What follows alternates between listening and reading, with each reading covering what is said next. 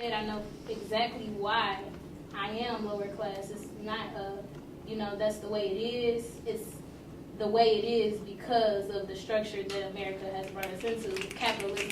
And with that being said, I stand in the middle of these because I know that my upbringing, everything that I experienced through life was because of my blackness, because of my social class, but my social class is because of my blackness.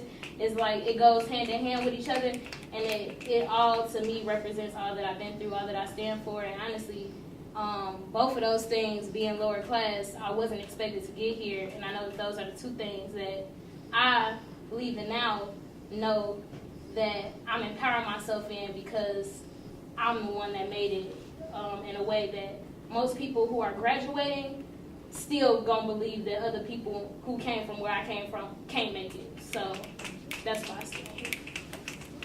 It's always the most confusing thing to me because first of all, there's a difference between like when I'm abroad anywhere and then when I'm at like in America, because like India used to be like one of the most economically advanced places. It was so rich and booming, and like again going back to colonialism that tore it down. And so whenever I go there, it's such a difference between like people like begging on the streets just to eat and then like people living lavishly. And so I don't know where my family falls in there because they kind of started from nothing and have come to like so much.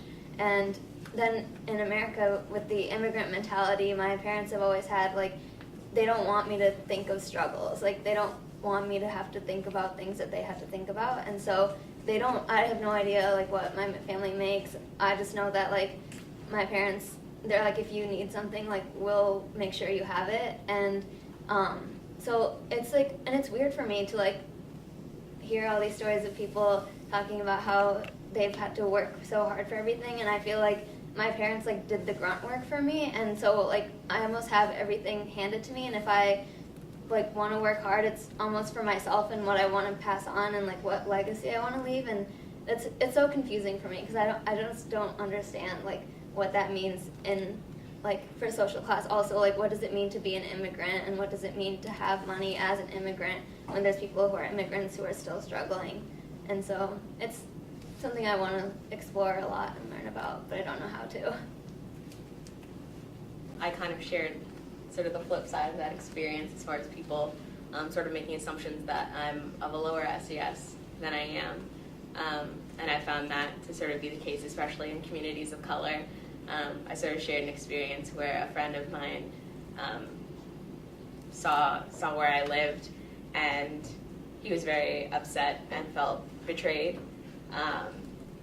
And he kind of got upset. He's like, "Oh my gosh, you lied to all of us. Like, we thought you were like one of us, and we thought you were like this." And he was just like, "You've just been pretending to be poor all this time."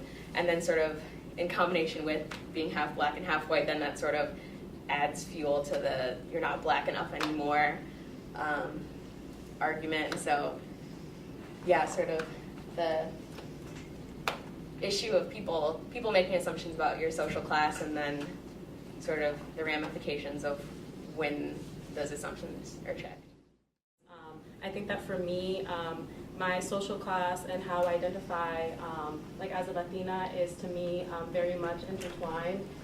My family doesn't come from a lot of money, but to me, the way I feel about my relationship with my social economic status is very much in parallel or in correlation with my identity as a Latina, especially with the neighborhood and the social experiences that I've had as being, being just stereotyped as poor, even regardless if I am or I am not, and then coming into this university.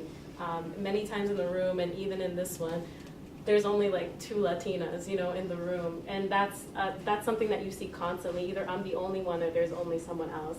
And so for me, that makes it incredibly difficult because you're always trying to either, 1, represent your whole region, and 2, like, trying to do the best that you can. And I think that's just, it's a lot of pressure, and it's just like really tiring. It wears on you every day. I think being here at the University of Michigan,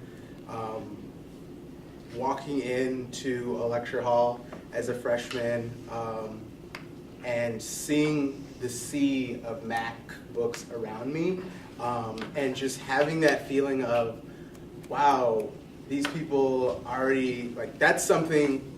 Growing up, I was like, oh, I can't wait to have a Mac when I'm like grown and have a job because I can get things that I want. Because I was always told if you want one of those, you're gonna have to buy it yourself because I'm not buying it.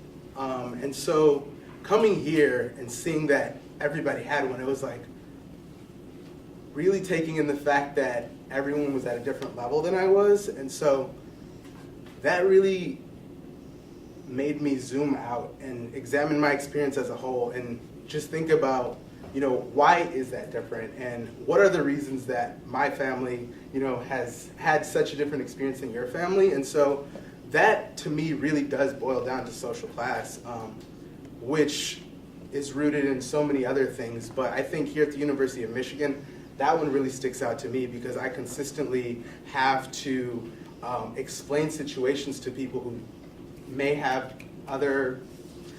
never even thought about it. For example, moving off campus and having to explain my situation with financial aid to my landlord and him being like, well, just have your parents give you the money for the deposit. Like, what are you talking about? So, or explaining, for example, to my roommates why I have to use a food stamp card.